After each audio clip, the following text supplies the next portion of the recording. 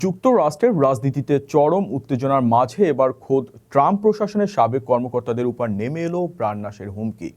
সাবেক homeland security secretary Christo Noem এবং সাবেক অ্যাটর্নি জেনারেল পাম বন্ডিকে কুরুচিপূর্ণ এবং নৃশংসভাবে হত্যার হুমকি দেওয়ার অভিযোগে জর্জিয়ার এক ব্যক্তিকে গ্রেপ্তার করা হয়েছে। কি ছিল সেই বার্তায়, আর কেনই বা এই হামলা? আমাদের আজকের বিশেষ প্রতিবেদনে বিস্তারিত দেখুন। ডোনাল্ড ট্রাম্পের সাবেক প্রশাসনের দুই প্রভাবশালী নারী কর্মকর্তাকে কুরুচিপূর্ণ এবং ভয়ঙ্কর প্রাণনাশের হুমকি দেওয়ার অভিযোগে এক ব্যক্তিকে গ্রেফতার করেছে মার্কিন ফেডারেল পুলিশ।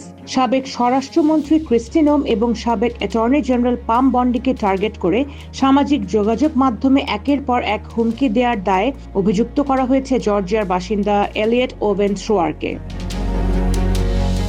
ফেডারেল আদালতের নথিপত্র অনুযায়ী গত ৩রা এপ্রিল থেকে এলিয়ট থ্রোয়ার সামাজিক যোগাযোগ মাধ্যম এক্সে অত্যন্ত গ্রাফিক বা বিভৎস সব বার্তা পোস্ট করেন। প্রসিকিউটরের দাবি, অভিযুক্ত ব্যক্তি ক্রিস্টি নোমকে উদ্দেশ্য করে লিখেছিলেন তিনি তাকে ভোঁতা ছুরি দিয়ে আঘাত করবেন এবং তার মাথা কেটে শুলে চড়াবেন।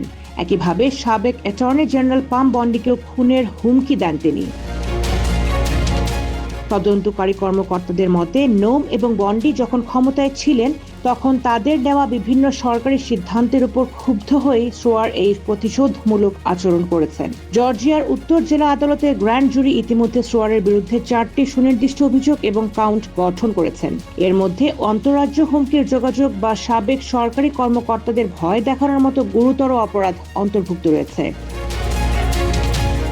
আমেরিকান আইন অনুযায়ী রাজনৈতিক মতাদর্শ ভিন্ন হতে পারে, কিন্তু সেই সূত্র ধরে কাউকে হত্যার বা শারীরিক আঘাতের হুমকি দেয়া গুরুতর ফেডারেল অপরাধ। এই ঘটনাটি আবারও প্রমাণ করল যে সোশ্যাল মিডিয়ায় দেওয়া কোনো পোস্ট বা কমেন্ট আপনার জন্য কারাগারের দরজা খুলে দিতে পারে।